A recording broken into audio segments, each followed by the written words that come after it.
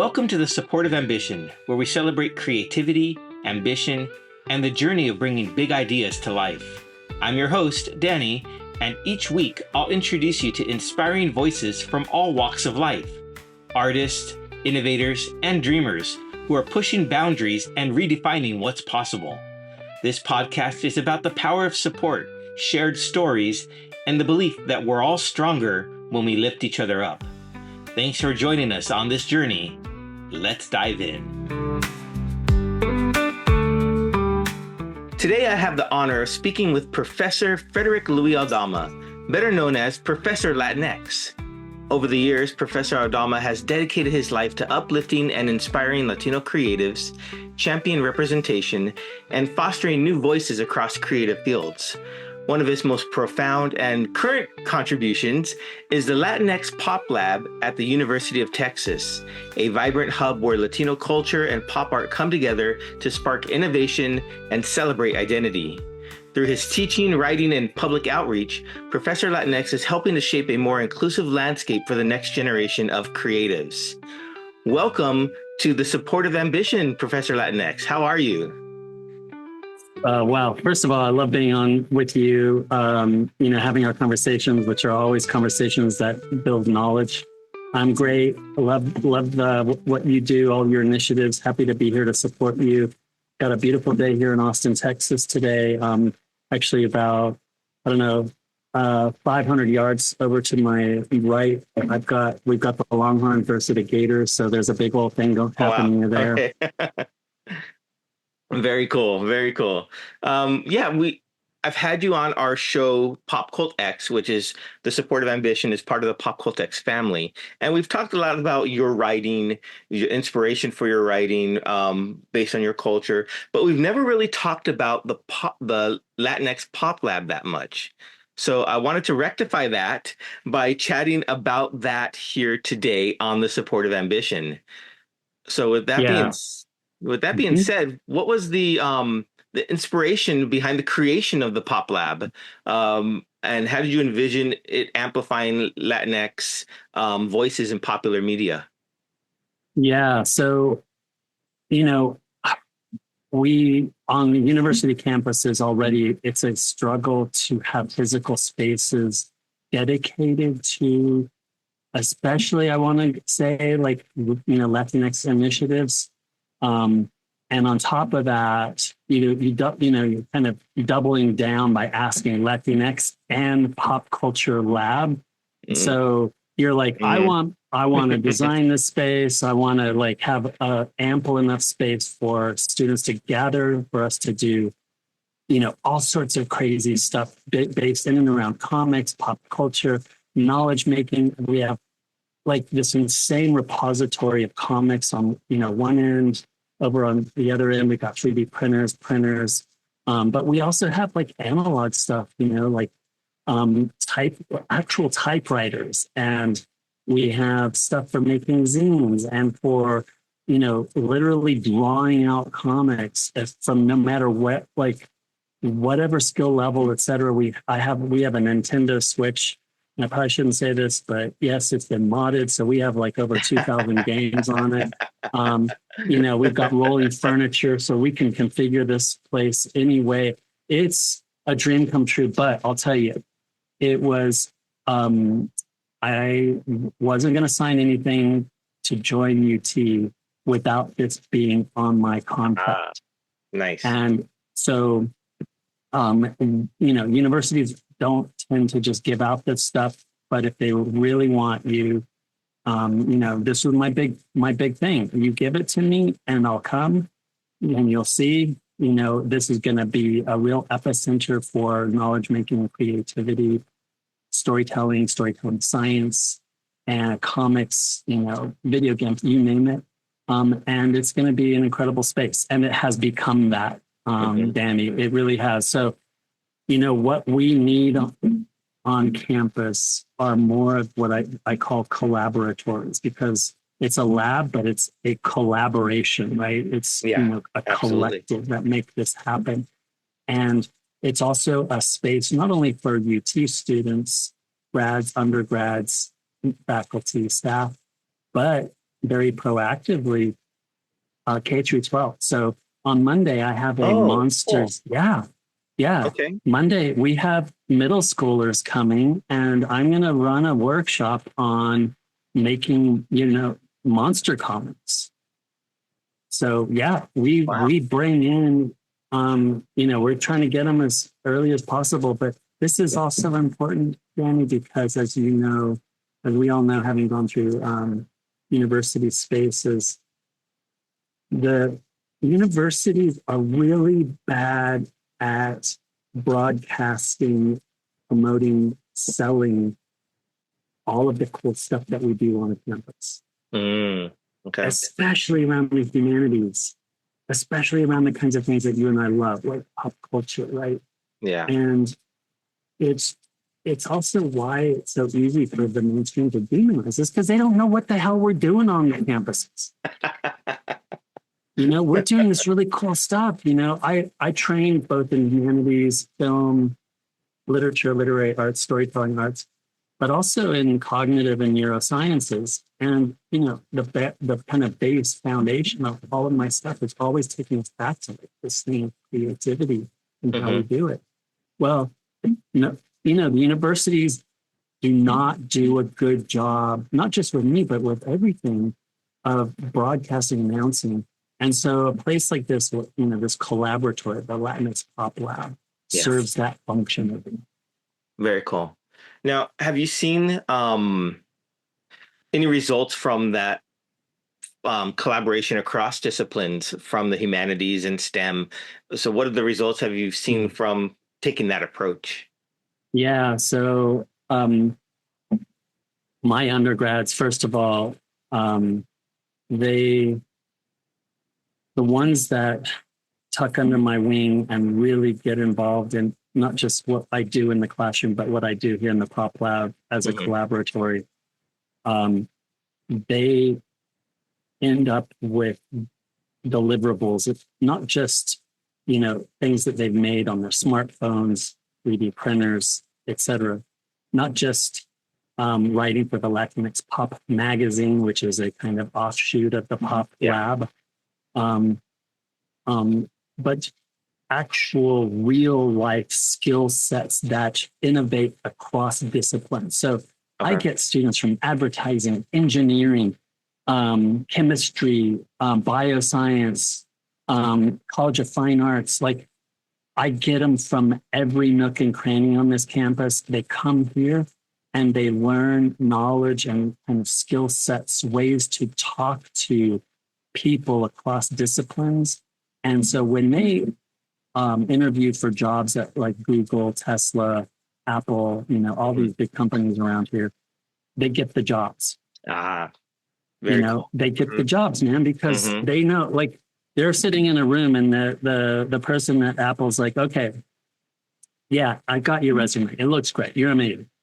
But I want you to find your way out of this paper bag puzzle. And they throw them a puzzle and they know how to do it because they can bring sort of foundational understanding of this thing called storytelling, story thinking, and use it in a way that innovates, finds a path out of the bag that they're given. That's cool. That's really cool. So you are really setting them up to just thrive in the future. And that's just so great. That is so great. Two of the things I researched on the lab itself is that you have annually is the BIPOC Pop Expo and Symposium, and you also have the Creative Collaboratory Residency. How have both of those impacted the artists and the students who work alongside them? Yeah. Okay. Well, I think I've shared this with you, Danny, before, but I moved, my mom's Guatemalan Irish from East LA. My dad's Mexican from Mexico. I was born in Mexico. I moved with my mom when I was a, chavalito, little kid at around 5. And I was told straight out of the first day of school not to speak that dirty Mexican. And I mention that because the tienda, the little shop on the corner, had a spin rack. And it was a spin rack filled with X-Men comics, Fantastic Four, you name it. And The owner was really sweet, let me sit there and just kind of read comics without buying them. And, I mention this because in a way that was the seed for something like the lab and BIPOC Pop. Because now I'm sitting at the base of the spin rack, but now I've got all these incredible people with me. Mm-hmm.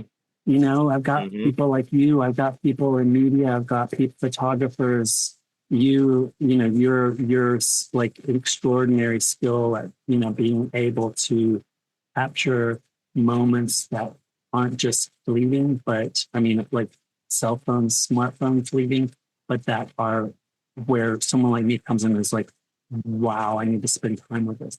We've got people from media companies, people, creatives, scholars, undergrads, grads, comic book makers from like all over the corners, from every corner of the U.S.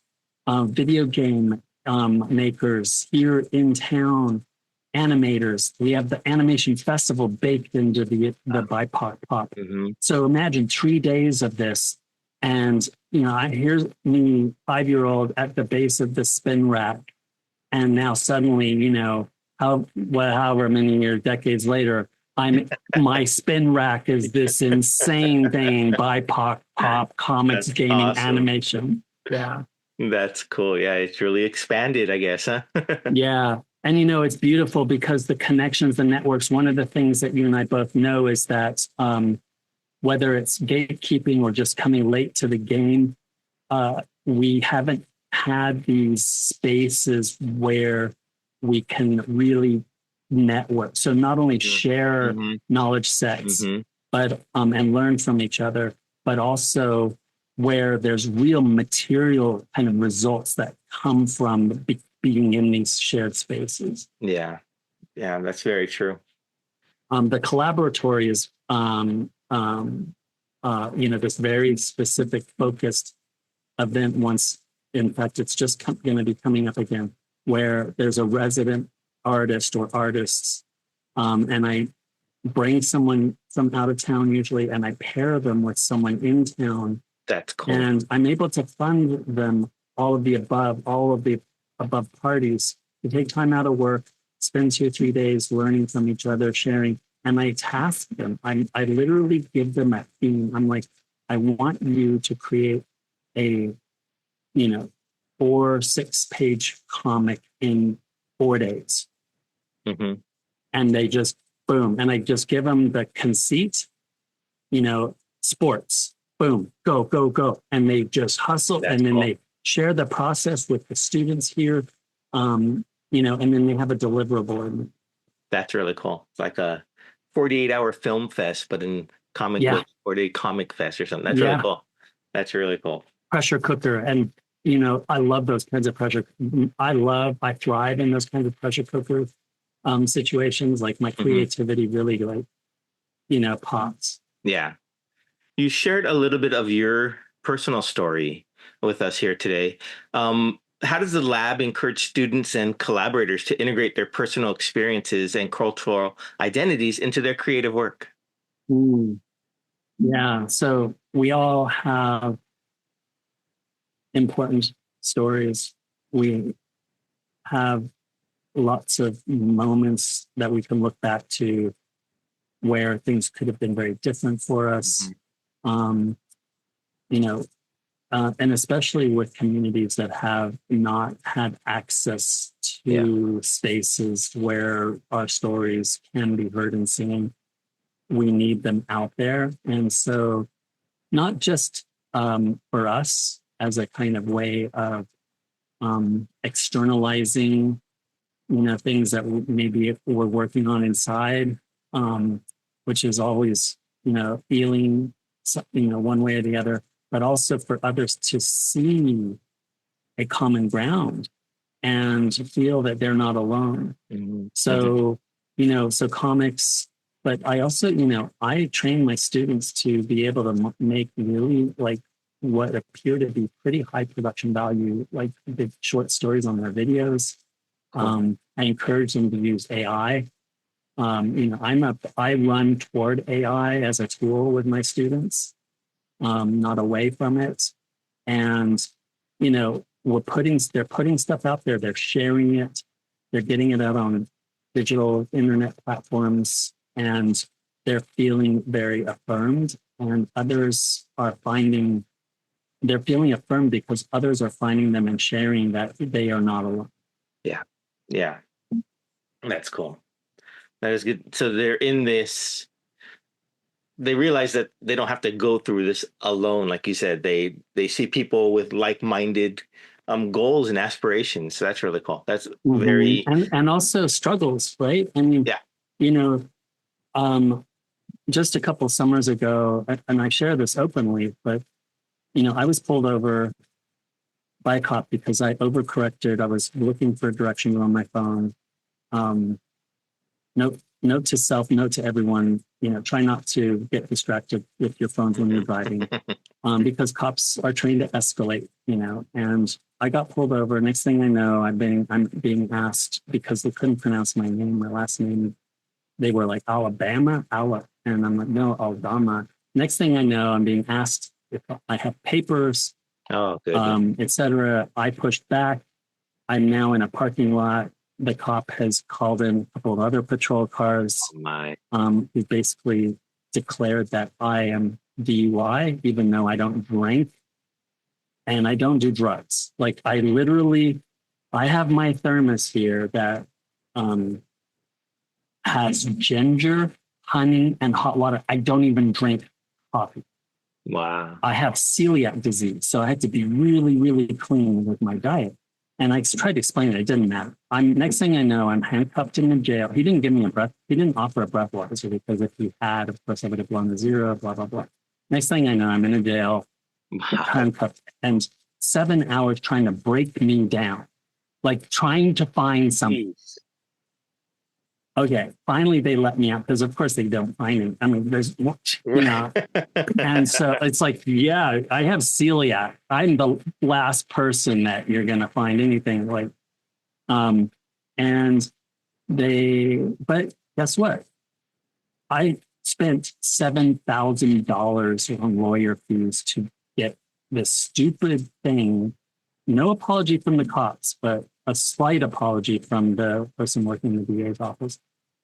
I'm gone, but Wow. once you're in the system, it's really tough. Yeah.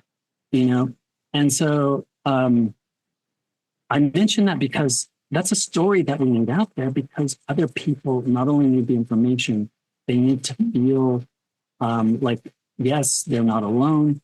Yes, in the way that we shape that story, it can also, for those outside of our experiences, maybe it will wake them up a little bit to the way, profiling actually operates, Right. So there are all sorts of important reasons for, that, to answer your question, making story, having a Latinx Pop Lab where we can do that, where students, others, K through 12 can share their stories, and others can see not only themselves, but others outside of our experiences in our community can feel deeply what it means to be Latino in this country. Yeah. Wow. That's powerful. Yeah, absolutely. Has the lab had any challenges in establishing and expanding it? And how have those challenges shaped its growth? Yeah, the biggest challenge is, and this is the case, and it kind of loops us back to that first comment. The biggest challenge is that we're doing extraordinary work. We're creative. We're doing extraordinary knowledge making work, sharing, etc. The university sucks at promoting and advertising. Now, I feel very comfortable kind of where we are in terms of like our growth and the things that we're doing. I want to keep us really tight and mobile, like a kind of Hobie cat. I don't want to become that big old oil tanker that's impossible to move. Mm-hmm. But at the same time, the university really needs to celebrate these kind of innovative spaces.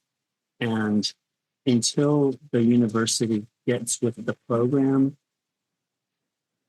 these kinds of collaboratories in especially the sciences, especially in the humanities and arts, will never reach the broader public, for the broader public to see how significant and important university spaces can be, right? So instead what happens is, you start getting these mainstream kind of threads, narratives about, well, what's the point of going to university? You're just going to end up in debt. Okay. Why humanities?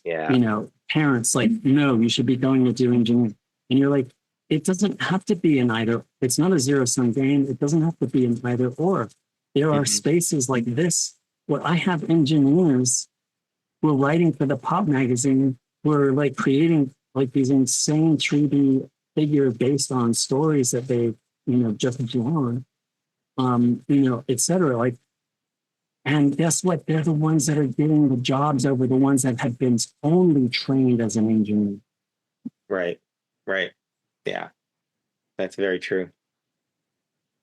How do you see the LatinX Pop Lab evolving in the next few years? Are there any specific projects or collaborations that you're excited about? Yeah, so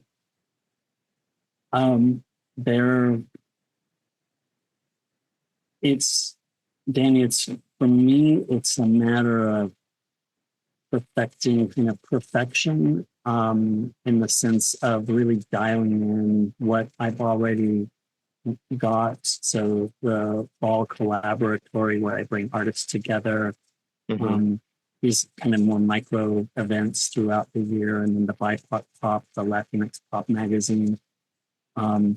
There are other areas that I would like to help others and support outside of this particular university space. So in Los Angeles.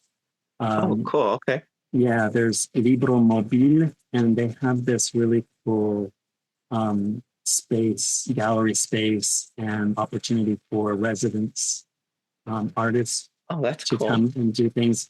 And so there's that. There's Flower Song Press, where I'm now editor-in-chief, that publishes, I've got Brown Ink, which is, focused on any kind of word drawing combination creativity. So it could be poetry and drawing. It could be, fiction, drawing, nonfiction. But more largely, Flower Song, as a press, mid-sized independent press, really helping kind of grow that, along with the Pop Lab and all of the offshoots that come from the Pop Lab. So at this point, your initiatives, I want to take the strength and the resources that I've been able to harness and grow with the LatinX Pop Lab, and start to help those that I love and that I love the vision and the plans, really take it to the next level. So so collaborations in a really formal way outside of the Pop Lab, but where the Pop Lab is still kind of an important part of what the people that I'm collaborating with, and vice versa. So that's really where I see things going. The LatinX Pop magazine is doing really well. Students and others writing for that. Also doing little podcasts for it, book talks, things like that. The BIPOC Pop is doing really well. The animation festival for that, I love. That was something that I started to bake in with, some a couple of years ago, and it's doing amazing. Bringing in this BIPOC Pop in March, and bringing in creatives from Argentina, Mexico, Chile, and Brazil. So also kind of bringing more of an international conversation, collaboration with people that kind of share similar vision. So it's keeping really tight what I have here on campus, and been able to do so well, but at the same time, really allowing my resources to support and grow other pods of collaboration and creativity. That's cool. Yeah, so it's just doing what you're doing, focusing in on that, but expanding it beyond the walls there of the lab, I guess. It's so that's cool. That is really cool. I personally look forward to seeing more of it. And my last question for you is going to be about maybe do you have any specific projects from the lab that highlight the work of these creative people that are in there?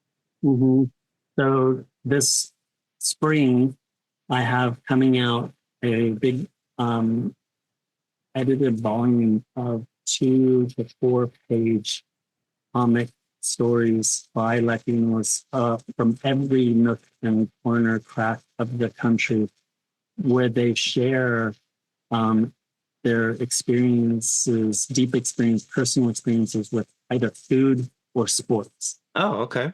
And it's going to be called From Cocinas to Lucha Libre Ringside. And that is, a lot of that came out of the collaborations seeded here in the Pop Lab. So it's going to be this incredible celebration of, what we're doing. The last volume that I did, a Latino graphics volume that I did like that, got picked up and used in, first year university classes. It's in the Smithsonian. It's nice. It's everywhere. So, right.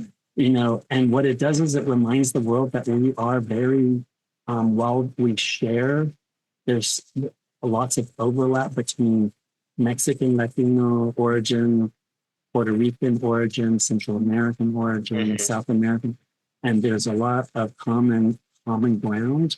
We also have very rich differences that make, this extraordinary thing of Latinos, right? And so these kinds of volumes remind the world that, yes, there is a commonness and a rich diversity of experience. Right. That's one thing that I noticed really when I started getting in touch with my own Latinidad is that there are so many variations and differences between the different cultures and stuff, but there's also many common ones that bind us.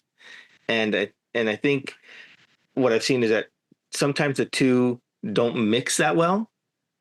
So something like this that you're doing, creating, is showing that, yes, we can mix and we do have all this commonality. So I think that is awesome to hear and to see. You're going to love it. You'll be first on the list to get one. Well, thank you. Well, thank you again, Professor Aldama, for sharing your insights and your passion for this. That's really what I want to highlight here at the Supportive Ambition, is people who have this passion for what they're doing and supporting creatives. And you're absolutely doing that at the LatinX Pop Lab, and especially with the next generation of Latino creatives. So thank you for helping create this place, give the next generation tools and the opportunities to bring their voices into the world of pop culture. We're very lucky to have you guiding and inspiring the future of Latinx storytelling. And once again, everyone, be sure to, I'll link in the notes below or the show notes, web links to the Pop Lab, and go check it out. Even if you're not in the University of Texas or in Austin, just go check it out and see what they're doing there. See what Professor is building there and see how maybe you can be a part of it. Yeah, we'd love to have you a part of it. The LatinX Pop magazine, reviews, interviews, and BIPOC Pop, come on down.